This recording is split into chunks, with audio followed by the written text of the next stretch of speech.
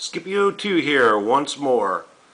Here's a little review of the MAGPUL BAD lever, battery assist device, BAD lever for short.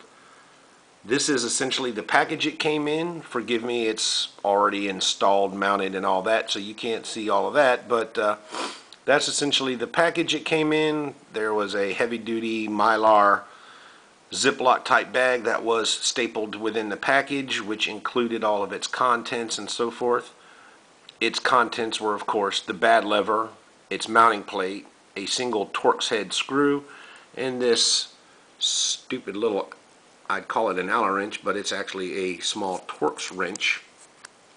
Everything it seems nowadays is Allen, but for whatever reason MAGPUL decided to use a Torx, and a Torx is the six-pointed star, if you don't know, but anyway, yeah, so that's what it comes with. Here's the packaging, MAGPUL's nifty packaging. When you pull the staple out, of course the bag falls free, then it opens up, and then you've got all this, and then you've got all the government warning, mumbo jumbo, la-di-da, and then on the flip side you have the instruction sheet, parts, contents, and so forth. That's literally everything in the package right there.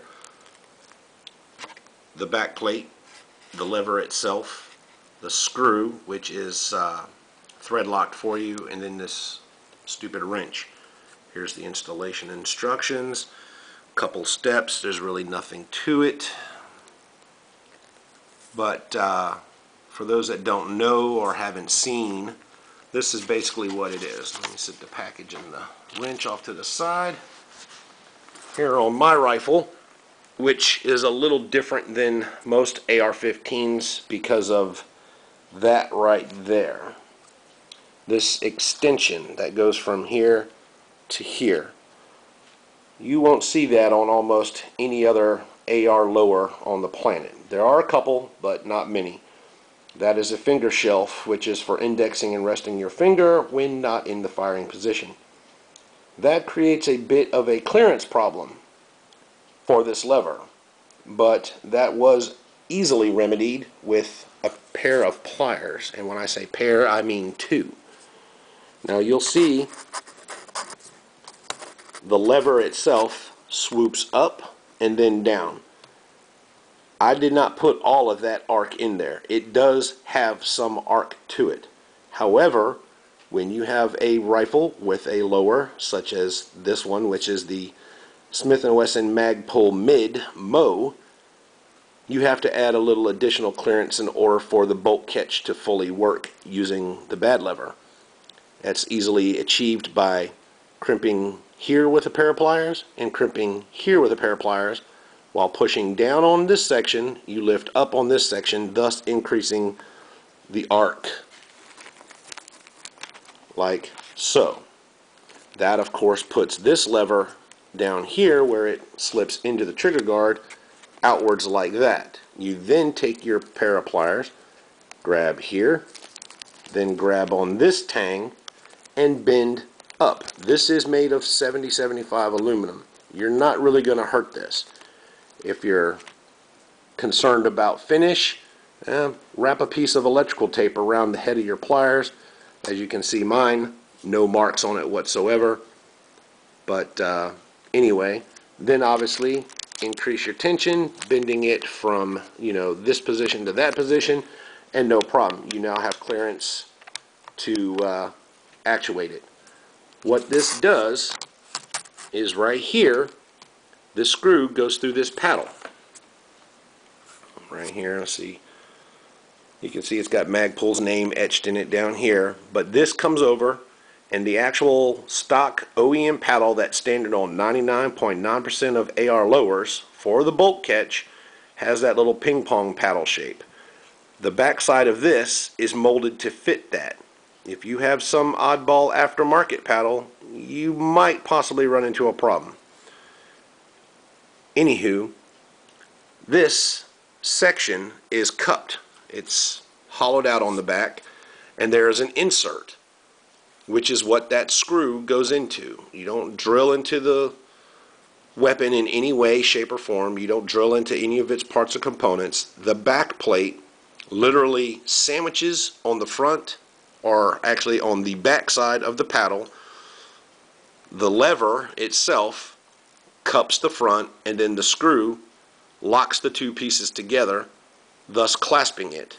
And then you have this lever which comes down, tucks into the trigger guard, and what that allows you to do is, how will I catch this? Let's see. Clearly I haven't thought this through very well, but well, let's just say I'm shooting offhand since that's the way I've got it. Finger in the guard. Yes, my weapon is emptied out and secured, safe, and all that. Anyway, bolt catch. Push up while retracting the cocking system, and that will lock the bolt back. To send it home, you would simply tap it again, and that would send the bolt home. Granted, this is a little bit easier with your actual shooting hand, but that's the gist of it. It basically takes the whole double-handed, wishing you were an octopus situation out of the equation. Let me try it from this hand. Again, the gun is safe. You just saw I cycled over. It's empty. Pulling the bolt back, you would push up like so with your trigger finger. That essentially pushes the ping pong paddle in, causing the bolt catch to come up and catch the bolt. Once the bolt is caught, it's stuck there. You would simply then, of course the lever would be under tension, you would simply just give it a tap, and bam, the bolt comes home. Thus eliminating the need to take your hand off the foregrip, vertical grip, whatever you're running, and do this. That's basically what it is, and it's a little different if you've been shooting ARs for an extended period of time, but once you get yourself accustomed to it, this MAGPUL BAD lever, it's a sweet piece of add-on kit, and personally I won't own an AR without one. There are a couple companies that make variations of it, but being a bit of a MAGPUL fanboy and a MAGPUL rifle, well, I had to splurge and spend the whole whopping $30 to get it. Sarcasm if you didn't notice. Anyway, there you go. That's the BAD lever. That's the only trick to it. And I know a couple people had talked on some other forums about how, oh, I can't put it on my rifle. That's not fair. This sucks. Blah, blah, blah. Really? 30 seconds of simple bending with a pair of pliers, not a major problem. But there you go. That's how it's done. That's how it sits. That's how it works. Have a good one.